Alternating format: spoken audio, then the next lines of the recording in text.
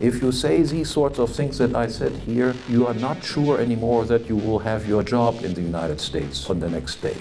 There's more and more classical liberals calling themselves libertarians. Part of the reason is, of course, that people don't read much.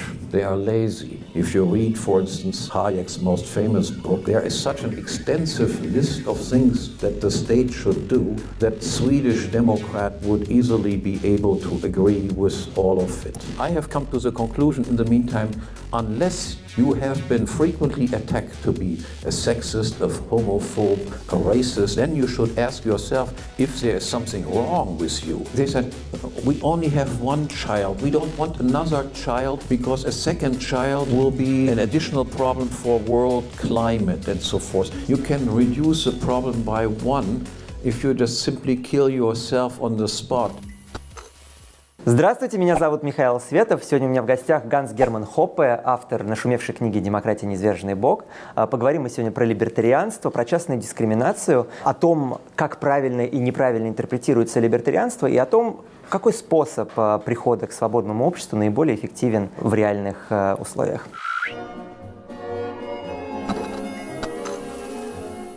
Thank you, Hans, for coming to my show. And I guess the first question is, how did libertarianism came about, and how is it different from classical liberalism? Maybe I should just say a few words about myself and how I became a libertarian myself. When I was young, I was a lefty. I grew up in the late 1960s, and when I started my studies in 1968, that was a high time of the student rebellion in Europe. My principal teacher at that time in philosophy, that was my first field, was Jürgen Habermas, who is worldwide probably the most prominent left-wing philosopher. I realized quickly the loopholes in the leftist doctrine and was on the lookout for some alternatives and followed the newspapers for alternatives. I first discovered Milton Friedman. I quickly discovered certain inconsistencies in his work. Then from Milton Friedman I encountered Friedrich Hayek, who was well known, especially in Germany, because he was Austrian and won the Nobel Prize in 1974. Again, I discovered many mistakes in Hayek very quickly, and then through footnotes that I found in Hayek, I discovered Ludwig von Mises, who was one of Hayek's teachers, and I thought that Mises was a far superior thinker over Hayek, and from Ludwig von Mises, I discovered very quickly his most famous American student, Murray Rothbard. I went then from Germany to the United States to work with Rothbard, and I spent the 10 last years of Rothbard's life in close cooperation with him. Murray Rothbard is the founder of the modern libertarian movement. There would be no libertarian movement without Murray Rothbard. And I was, for the last 10 years of his life, I was his right-hand man. So I knew him better, at least at the end of his life, than anybody else. So I did not know anything about the libertarian movement in the United States. I was a theoretician. I have always been a theoretician. I have never been involved in libertarian party activities. I was, of course, aware that there exists a libertarian party, and I went to 2 or 3 events that they organized, but that was just not my natural inclination. I was somebody who worked in his study and wrote and read. I thought it was somewhat of importance to show that I did not grow up in the United States. I was not involved in the libertarian movement from the very beginning. It was strange to me when I came there. I was happy to discover that there existed something like this, but I was never really heavily involved in it, even though in the course of my life, of course, I met almost all people who had some name, mostly through the connection that I had with Rothbard, who knew, of course, all the people. And in the course of the years, I met almost all leading figures myself, too. So my question was, how did libertarianism came about? How is it different from classical liberalism, and why didn't just old ideas prevail? Why we deem Rothbard to be the author of modern libertarianism? A major reason for that was that the term liberal in the United States had assumed a completely different meaning than it had in Europe. In Europe, liberals were people who were in favor of free market economy and a very limited state. Some of the more radicals were in favor of what is called a night watchman state, where the state doesn't do anything else but make sure that the police does its work and the courts do its work, and that's the end of their engagement. In the United States, however, liberal has the meaning of a social democrat. The Democratic Party in the United States are referred to as liberals, but they have nothing to do with classical liberalism as it existed in Europe. And because of that, I think there was a need to look for a new term. And in the course of looking for a new term, then also a radicalization of classical liberalism occurred. Not with all people who afterwards called themselves libertarian, but with people like Murray Rothbard in particular.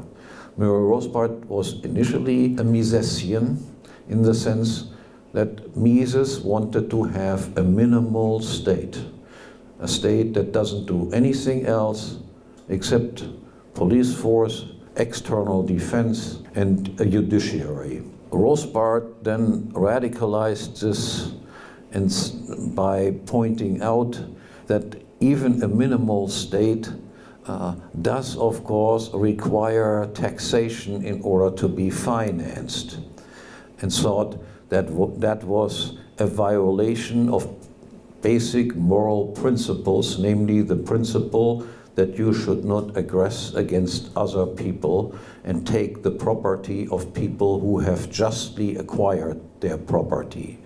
So he made the step to what is called now anarcho-capitalism, which is a radicalized version of classical liberalism. His view was that even the function of judges, the function of defense, the function of police forces can be done better by competing organizations than by some monopolist that relies on taxation.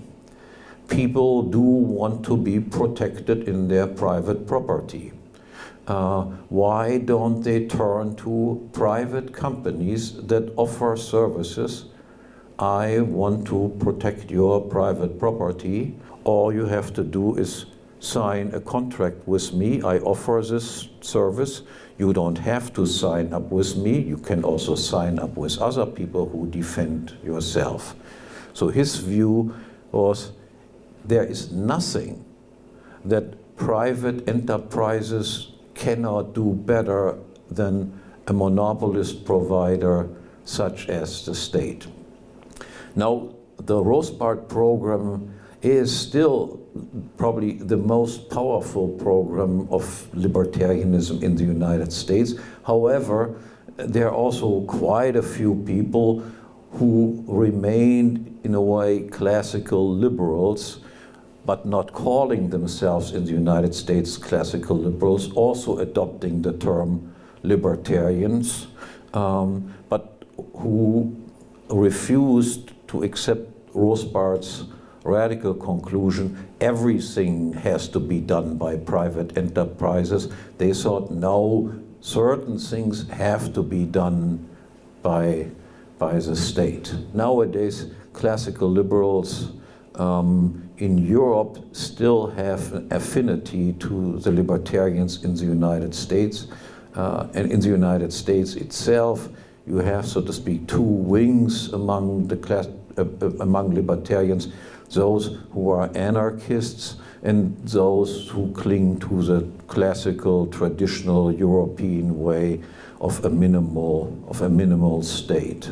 So, if Rothbard used to be regarded as a founding father of modern libertarianism, why did departure from the Rothbardian tradition of libertarianism happen? Because today, when you talk to libertarians in the West, what you face is that there's more and more classical liberals calling themselves libertarians, and the Rothbardian tradition seems to be like taking the back step.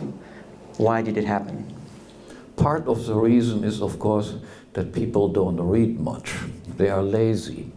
And the more acceptable version is, of course, the classical liberal version. The idea that the state is necessary somehow is so ingrained in the heads of people that they could not free themselves of that preconception. And the other reason is indeed that the bigger this movement grew, the less was the number of people who actually read a lot of things. They were satisfied with just getting a few slogans, and that was enough. Whereas I think the major theoreticians of the libertarian movement, as far as I can tell, are all anarcho-capitalists, because the classical liberals do have a tremendous difficulty explaining how, if you have a minimal state that is a monopolist to decide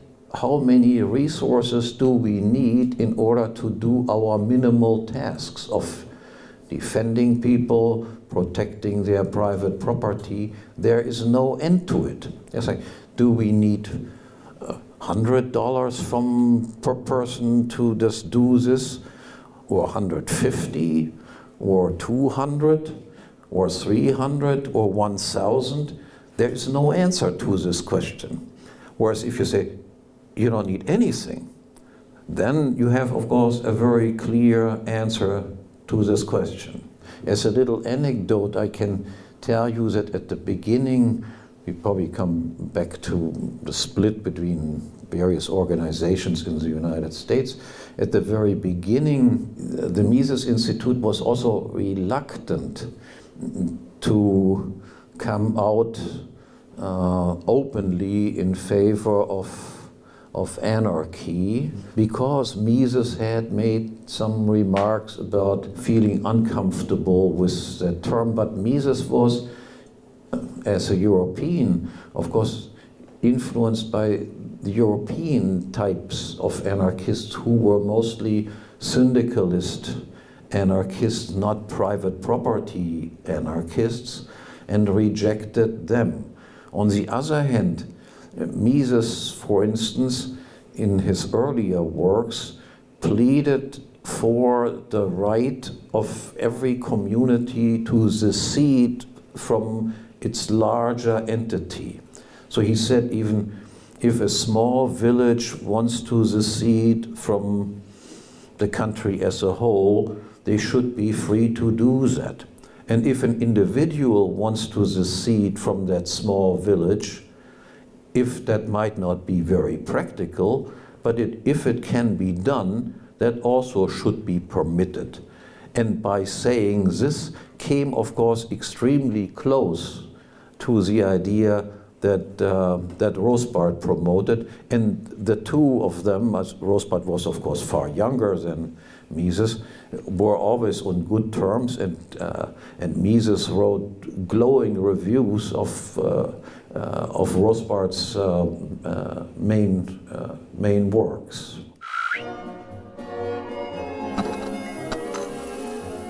You mentioned the split between libertarian institutions, and you mean the split between the Cato and the Mises Institute.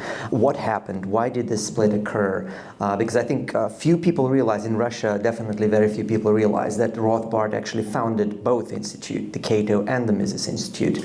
And the reason why the Mises Institute was created is because there was some sort of conflict that made Rothbard leave the Cato. So what happened? Yeah, it was initially Rothbard was friends with the Koch brothers, especially I think Charles Koch. And the Koch brothers are the largest privately owned company in the United States. They are mostly in the oil business. Up to this day, they belong to the 10 wealthiest people in the United States. So Charles Koch was initially enamored by the ideas that Rothbard promoted. Then they had a fallout. Well, I put it this way, Koch was, so to speak, the money giver, and Murray Rothbard was the intellectual head of the outfit. When the Cato Institute was founded, Murray Rothbard became a share owner in the Cato Institute. But then the Cato Institute decided to move from the West Coast, where they were initially located in San Francisco, to Washington, D.C., and they wanted to become politically influential, and in order to gain political influence, they thought that it would be beneficial if, instead of, which was Rothbard's idea, promoting mostly Mises, that they would promote instead Friedrich Hayek, who is a far more moderate thinker. If you read, for instance, The Constitution of Liberty, which is one of Hayek's most famous books that was published in the 1960s, if you look at the third part of that book, where he discusses what would be the appropriate functions for states, there is such an extensive list of things that the state should do that a Swedish Democrat would easily be able to agree with all of it. Mises, of course, was what people called intransigent, but an extremist. He didn't make any compromises.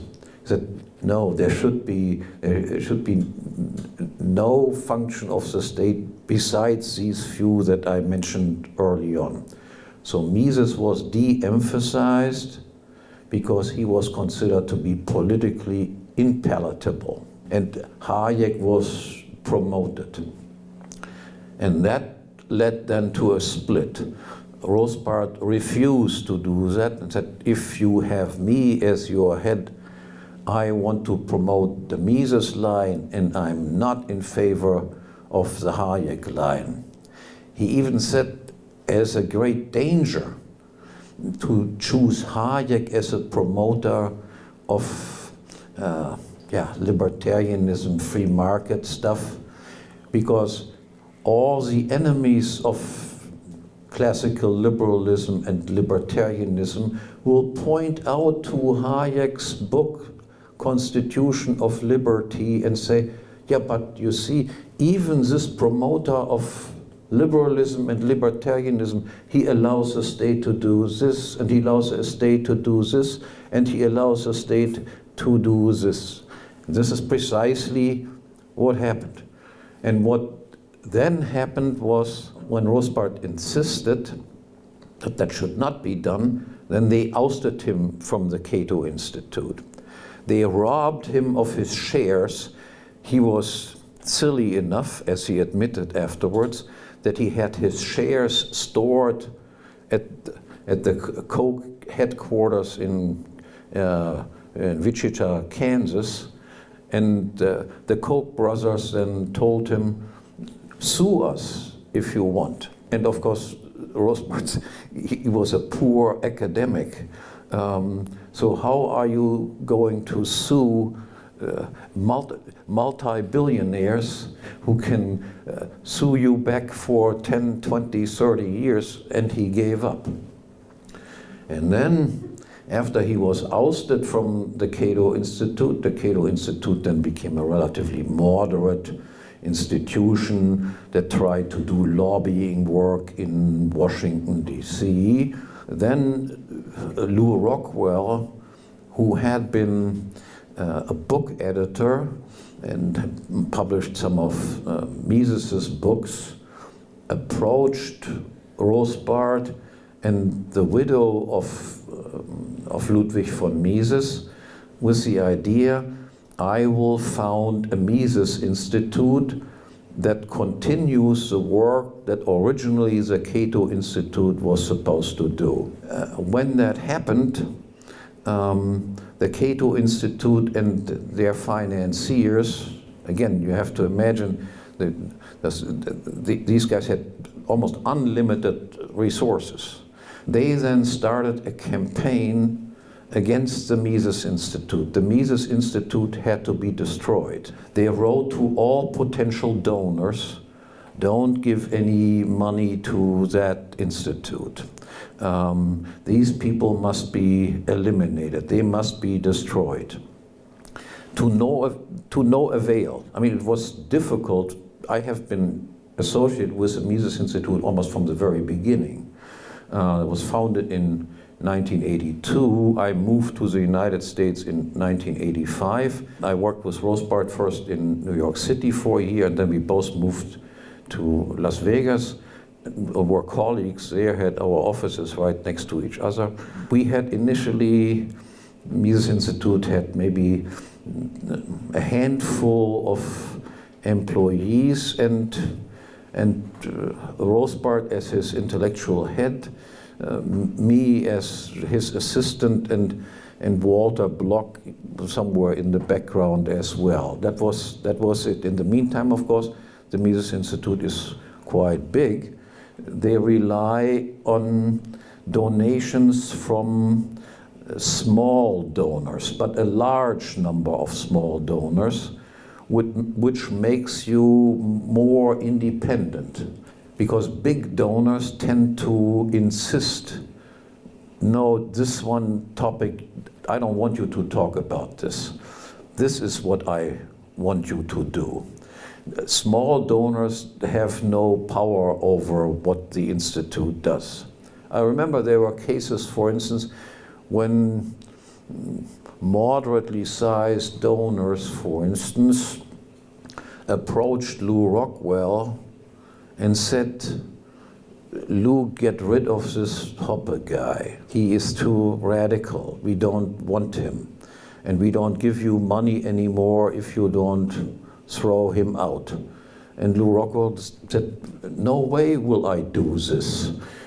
Your contributions are certainly not big enough to make me a stupid decision like this. If you have a billionaire who says this sort of thing, and if he is not satisfied with your decision, then you are at the end. Then you have no funds whatsoever anymore. So the fact that the Mises Institute succeeded was due to the fact that large numbers of comparatively small donors sustained the Institute. And they have stayed true to the Rothbardian program. No other institution has done that. And I did play a role in persuading Lew Rockwell to give up this idea of we are in favor of limited government, and always refusing to say, no, we are anarcho-capitalist, by simply pointing out, Lew, is there any institution that says that they are in favor of unlimited government? And he said, of course, no, there's not a single institution that I'm in favor of unlimited government. So I say, so if you, even from a marketing point of view, you had to say, no, we are not in favor of unlimited, we are not in favor of limited government. Everybody is in favor of limited government. We are in favor of no government at all. So it was the Koch brothers. They are still one of the major sponsors of all the libertarian organizations in the West. So would it be appropriate to say that big money corrupted the libertarian movement? Yes, of course that would be true.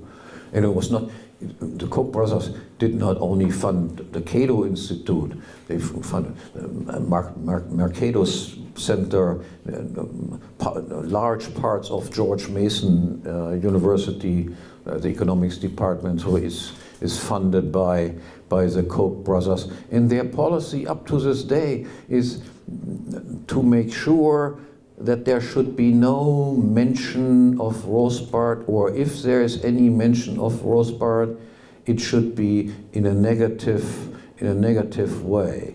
I had friends, for instance, who were associated with the Cato Institute, and when they wrote articles where they cited me, they were immediately dismissed as adjuncts of the Cato Institute.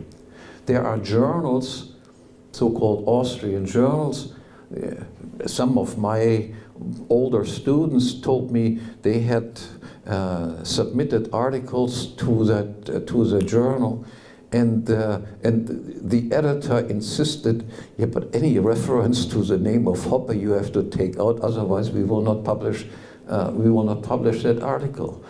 They actually employed people with no other purpose than traveling around the world to all sorts of libertarian gatherings with the task of maligning, spreading evil rumors about Rothbard and me, to no avail. I never cared about it. I never replied to any of these things. And Rothbard and I became more and more successful despite all of these attacks that we had to endure to this very day. And what do you think is their goal? I mean, why are they fighting for the limited government? Is it because if there is a government, big money can lobby their interest to it? Because you can't really lobby the market. You can only lobby the government. I mean, imagine that you are a Mises Institute representative and ask yourself how many of these Washington higher ups would invite you and have conversations with you. And the answer is they are not interested to talk to us. We are not interested to talk to them because we know it will be all to no avail whatsoever.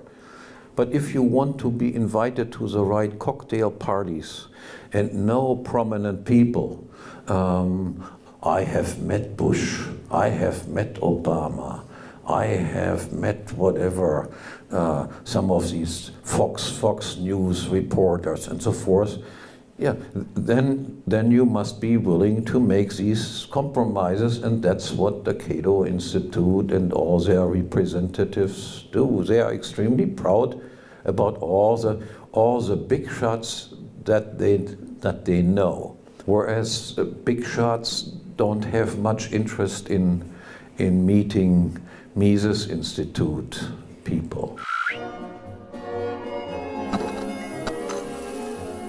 There's a case of Ron Paul, for example, who is a pariah in the Cato Institute circles for pretty much the same reasons, because he always preached not just limited government, but a Rothbardian view of libertarianism. And he was quite successful in those kind of circles that you're talking about at the same time.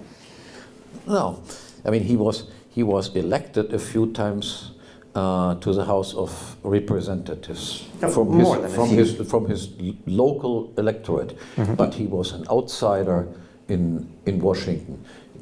He was well known as Dr. No, because every legislation that was proposed, he was the only one who said, no, I'm against this. Ron Paul was in the political establishment the person who was the most vigorous opponent of the Federal Reserve, of the American Central Bank, which made him an outcast.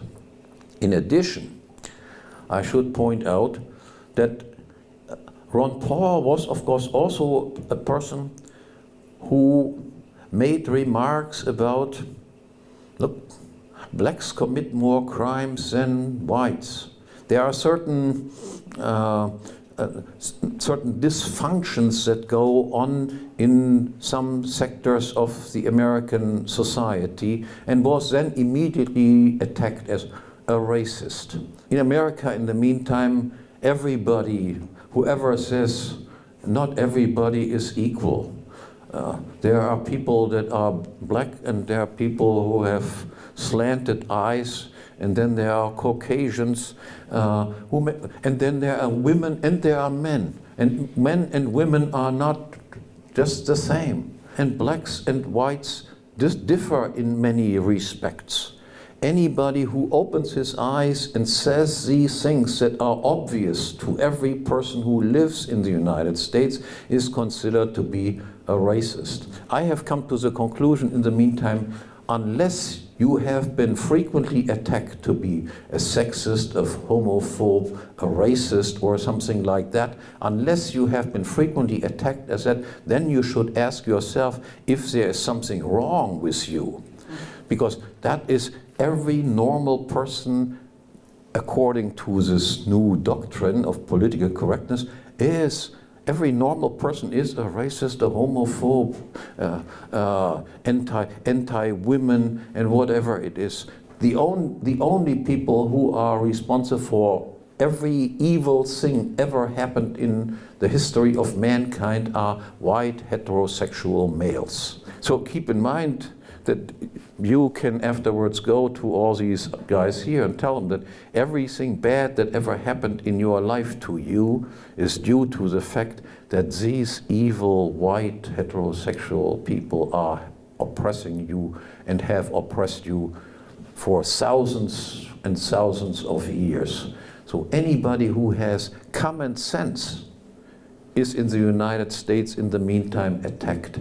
If you say these sorts of things that I said here, you are not sure anymore that you will have your job in the United States on the next day. They will not jail you for this. In European countries, saying certain things, they even jail you. That they don't do in the United States. You can still say whatever you want, but if you still have your job on the next day, that is an entirely different question. So how did the left manage to dominate the public discourse so efficiently for so long, to have the kind of influence that you just described? I think that is the popularity of egalitarianism. For most people, it is difficult to admit that people are even though it is obvious, that people are very different, that there are some people are very good at doing certain things and other people are not so good, that there are successful men and women and losers, that there are some groups in the world that have accomplished more and other groups have accomplished less. Nobody likes to hear that you are not as good at such and such as this guy is. Why are the white heterosexual males attacked so much? Yeah, because if you look at in what places in world history were the greatest civilizational achievements achieved, and that is white heterosexual male societies are the ones that are the most successful by far. Compare that with Africa, compare that with the Middle East. So they cannot tolerate the fact that they have to admit that these people must have done something right and we must have done something wrong. Why are they so much more successful and why are we not as successful? So aren't you tapping into the same kind of emotions that the leftists do when you talk about, how white heterosexual male, are being oppressed by the modern society? Aren't you talking to the losers of the current political situation and tapping into this sense of being a loser to help people organize maybe? But you're tapping into the same kind of emotion. I appeal to the emotions of people that I think are essential in order to improve life and the living conditions of everyone. They are, after all, the promoters of civilizational progress. They should be hailed, and they should just be self-confident enough to say, look, what we have done is quite exceptional. We have done many wrong things, maybe, but nonetheless, look where you would be without us. We are the ones that you should emulate. You should admire what we do instead of attacking us. And if you admire us and recognize what role we played, you all will benefit in the long run from this, instead of attacking those people who are the guarantors of continuing prosperity for those people who think that they got the short stick in life. But you're talking from the position of the moral superiority in that case. I'm simply pointing out a fact. To whom do you owe your standard of living? To whom do you owe your great freedoms that you have? You should not cut down those people who played the most important role in assuring and guaranteeing what you currently have and are the best guarantors for your future progress. If you ask yourself the question, who created libertarian and liberal ideas?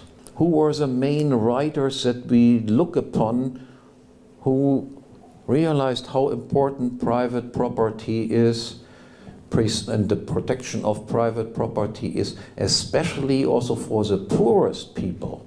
Then you come to the realization those were very few people, mostly male, mostly in Western countries, and hardly anybody was a major liberal thinker, a major libertarian thinker, contributing anything to this movement, to this worldview, coming from other areas of the world. Not that they didn't have any, but almost none.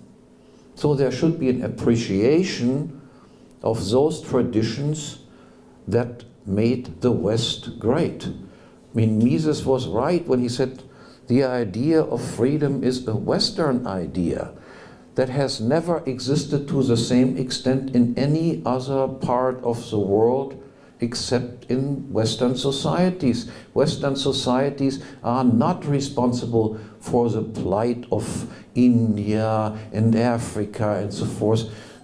Quite to the contrary, if these countries have ever any chance to get out of their disastrous situation in which they are, then the only way to do it is to adopt Western ideas.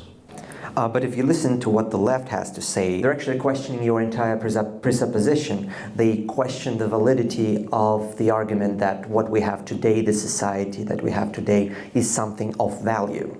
That's their main point. They can choose to live in other countries if they want. Why don't they move them to India or Africa if they are so unhappy with material wealth? I mean, it is easy to downgrade, this is only materialist, material wealth and all the rest of it. But if you are so concerned about that, then there are plenty of places in the world where you can go, but they don't go there. And you say, where are the people trying to move to? There's no mass migration movement from African country to India. There's no mass migration movement to Southeast Asia. The mass migration movement is to countries that are wealthier And it should be recognized that they are wealthier for a reason. They say we shouldn't have to move. We are the victims here. We're the victims of your oppression, and what you present as civilization is actually this story of oppression of whatever we value as a value. Okay. Most of societies until about 1800s lived in the Malthusian age. That is, the growth of population outstripped the increase in productivity. That is, what Malthus described is no longer true, but it was true until about 1800. Again, to repeat, if the population increases, and of course before you had birth controls and things like that, the population dramatically increased sometimes. But you can feed an increasing population only if you have at the same time economic growth. If you have productivity advances that make it possible that additional people can also be fed. Until the 18th century, you had throughout the entire world massive amounts of people dying off because the economy did not allow everyone to survive. So the Western societies drew themselves out of this trap.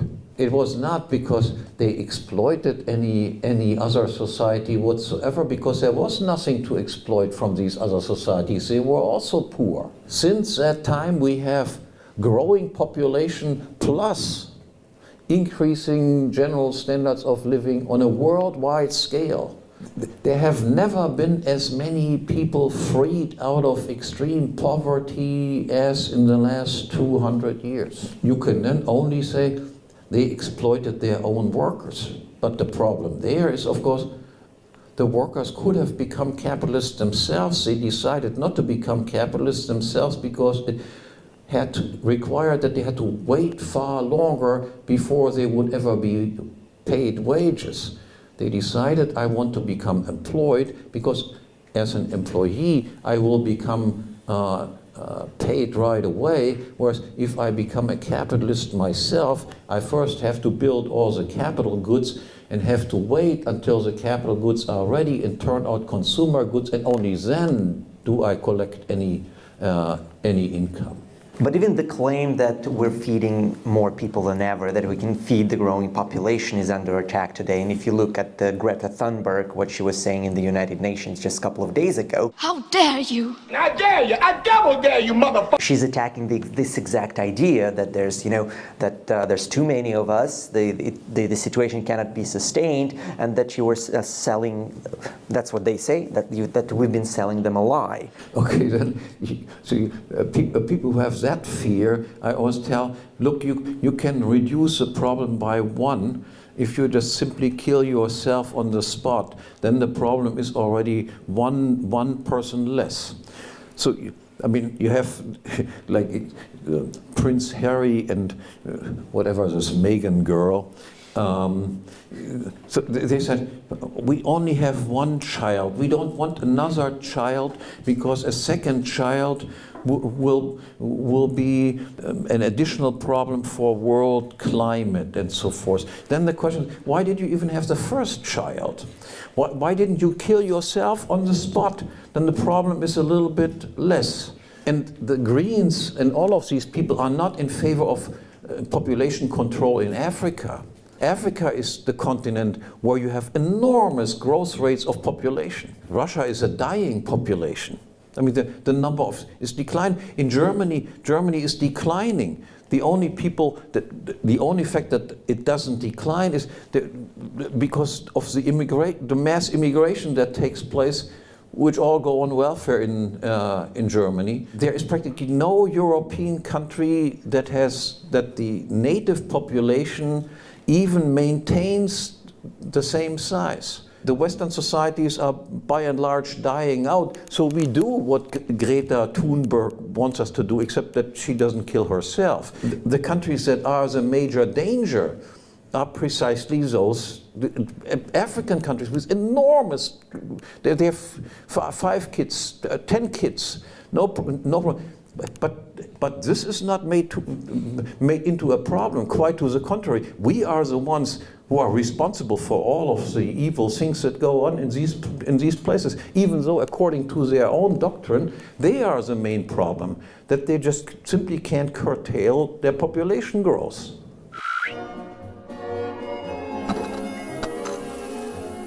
So how did the right lose out on the public discourse? How did the right lose the popular support?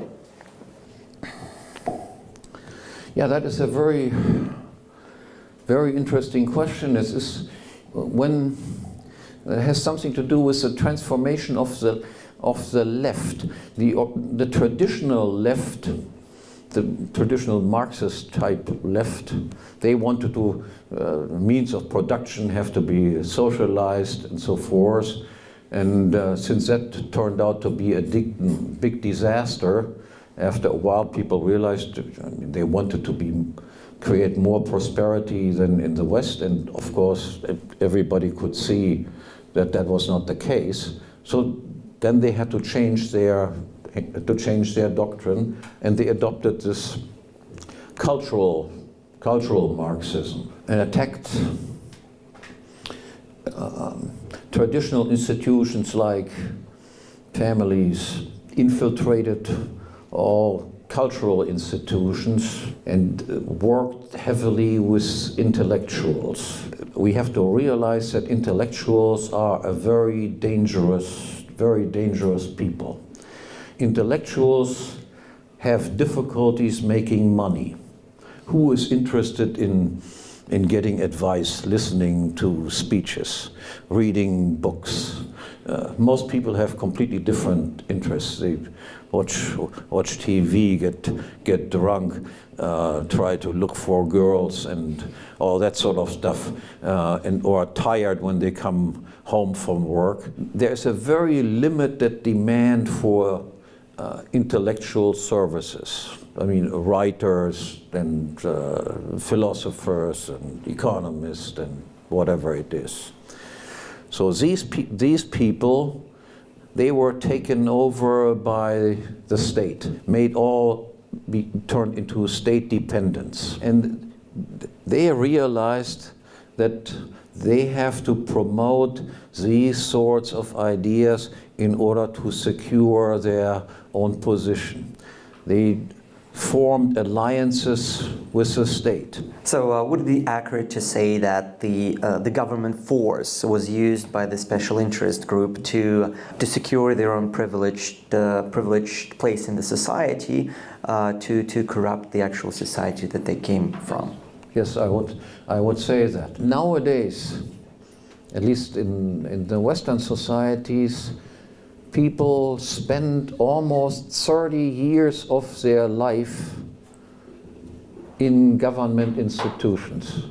So first you go into kindergarten, that's a government institution, then you go to school. In the old days it was only 4 or 5 years, then it was 9 years, then it was 13 years. In the meantime, they also promote the idea that everybody has to go to the university, even though most of the people are not made for university studies, because most of the people are incapable of doing serious work at the university. And I tell you, I taught for 25 years at American universities. I mean, what low quality of students you get there is unbelievable. English is not my native language, but when I came to the United States and I asked Americans to write essays, I felt like I was Shakespeare as compared with what I saw there, and I stopped very quickly to give them essay questions and resorted then only to true-false questions.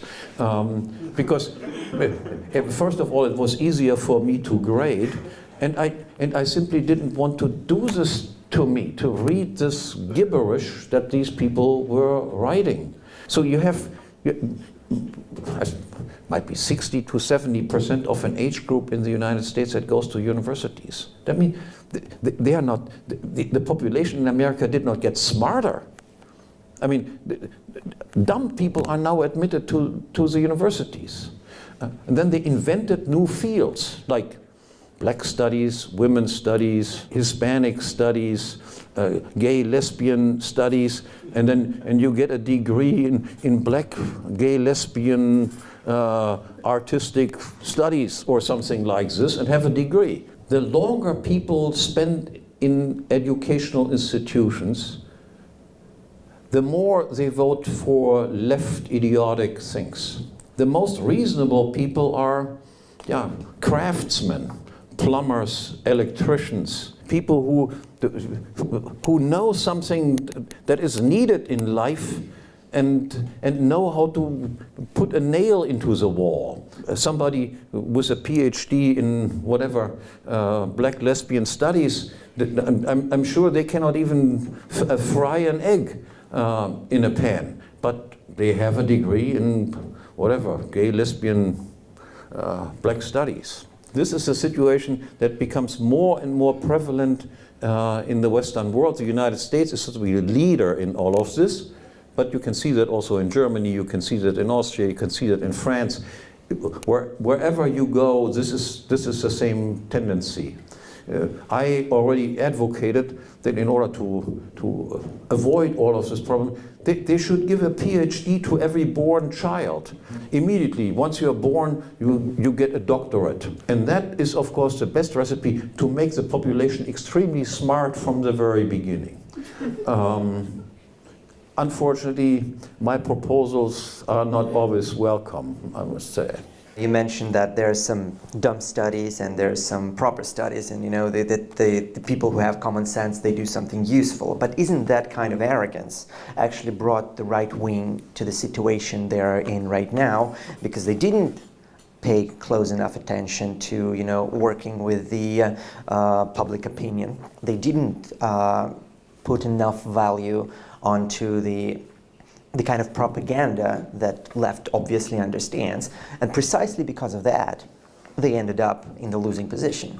Because they get the finances. The normal people are taxed to the hilt in order to finance people study idiotic fields at the university without any employment prospects. The only institution that employs these people afterwards is again the state.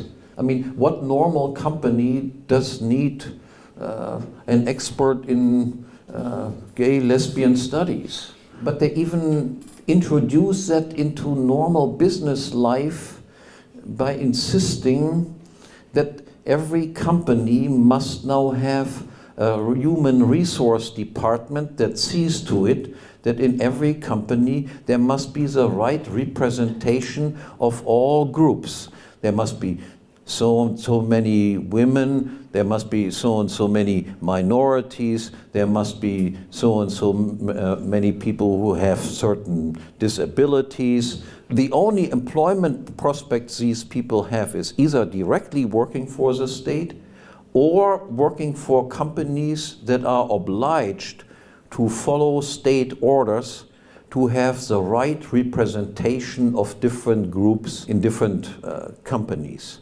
Even though, for instance, take the example of women. So they have, say, in every major company there must be on the board of directors must be now whatever 30% of women, and the ultimate goal is we want to have 50% because 50% of the population are female, so there must be 50% of that.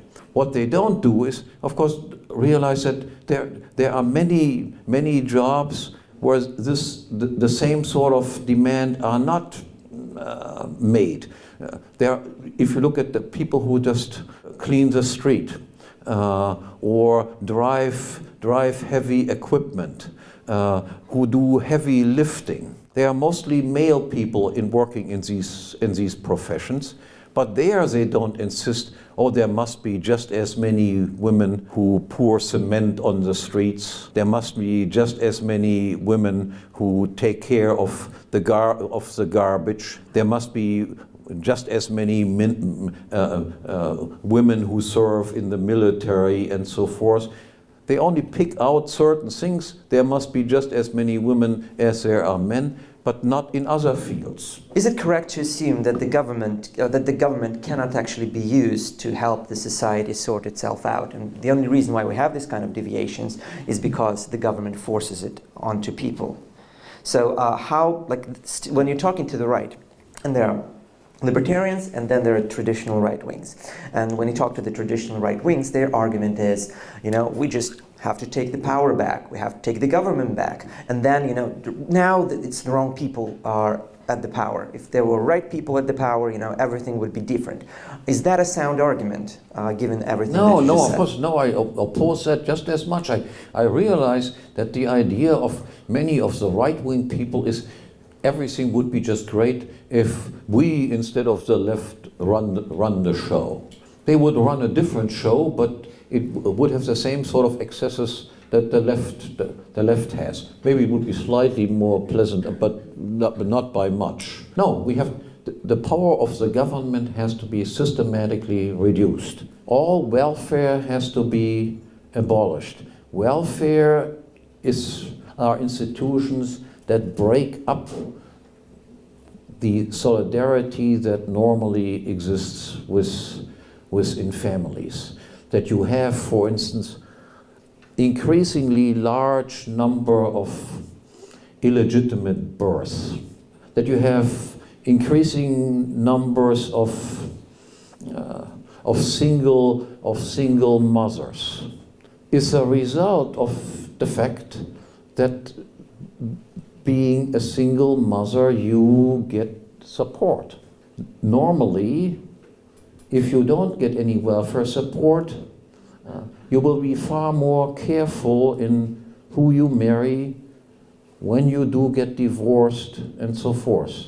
If you know, however, if I get divorced, then I can rely on the government forcing my husband to pay for years and years and years, the likelihood that you will choose the wrong partner and easily divorce increases, for instance. For my heart, my personal life, I would think I am a conservative bourgeois person.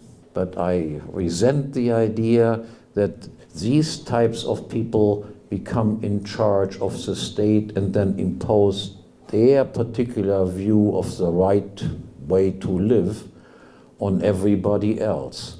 I think if welfare would be eliminated, more people would lead a responsible bourgeois life than they currently do. So the government is the biggest threat to the traditional way of life? Yes, I think by far, yeah. Great.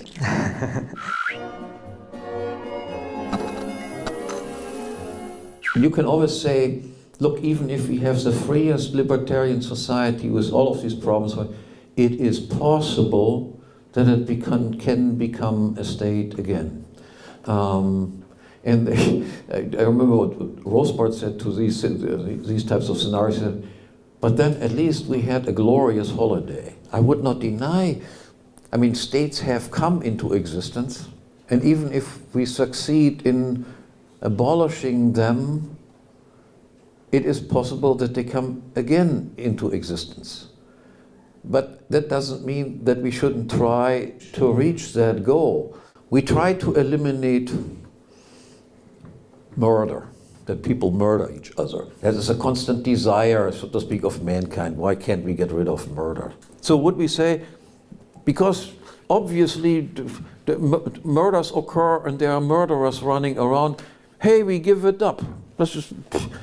It makes no sense to do that, because they always spring up again. No, we never give up on it. The states have been around for quite some time. Sometimes they are worse and sometimes they're somewhat better. That doesn't mean that anybody has to say, since they have always been around and they can come again and whatever it is. So we simply give up on the goal. No, we don't give up on the goal. So libertarianism is a permanent struggle for freedom. Yes, it's the permanent struggle. And there will be permanent enemies of that thing. Envy is a big motive. Ruling over other people is a powerful motive. We have to be aware of that and have to combat it as good as we can.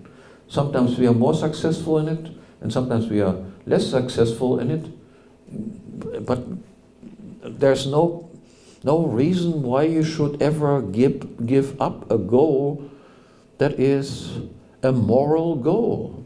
And a moral goal is, as far as I'm concerned, that we do not aggress against other people. If people do aggress against other people, then we should say so that was a moral failing or a crime, and we should blame these people and speak out and say this is not right. In private law, that's in the dealings that private citizens have with each other, the rules are more or less clear. Everybody knows that if I smash you in the face, that is not right, or if you smash me in the face, that is not right. Everybody knows that if you come and steal my wallet, that is stealing, unless you can show that I stole it from you yesterday. Everybody knows that if I burn your house down or you burn down my house, that is a crime, that is a punishable offense. What has been forgotten, that is the same standards we have to apply to politicians also. And when we apply that to politicians, and we realize, of course, yes, they are engaged in criminal activities on a massive scale. I don't want to talk about Russia or so, but look, what is George Bush? Yeah, George Bush is a killer. What is Obama? Obama is also a killer. They are responsible for killing innocent people. If you would do what these people did, you would be jailed. Why should different standards apply to them? The normal private law standards have to be universally applied. And then you come to the conclusion that even the best politicians, the most harmless politicians, so to speak, are at least robbers. The libertarianism, as far as I'm concerned, yes, all these economic questions are important too. Liberty creates more prosperity, helps the poor people too. That's all good and fine. But the most important thing is to recognize, no, we are in favor of certain moral rules, and these moral rules apply to everyone, regardless of what his position is. It can be the highest ranking person or the most low-life person on earth, but nonetheless, a murderer is a murderer, and a robber is a robber, and a cheater is a cheater, and a fraud is a fraud. Unfortunately, we're running out of time, so спасибо большое, что пришли. Моим зрителям на канале СВТВ, кто будет смотреть это в записи, я хочу сказать, что у нас сейчас продолжится общение с Гансом Германом Хоппе. Мы пойдем в кафе, будем лично с ним общаться, поэтому становитесь патронами СВТВ, patreon.com СВТВ, для того, чтобы иметь доступ к таким эксклюзивным вещам. И там будут заданы вопросы, которые я не успел задать сейчас на передаче. Спасибо большое всем, кто пришел сегодня вживую послушать. Thank you, Hans, very much for the conversation, and it was a pleasure talking to you. Thank you.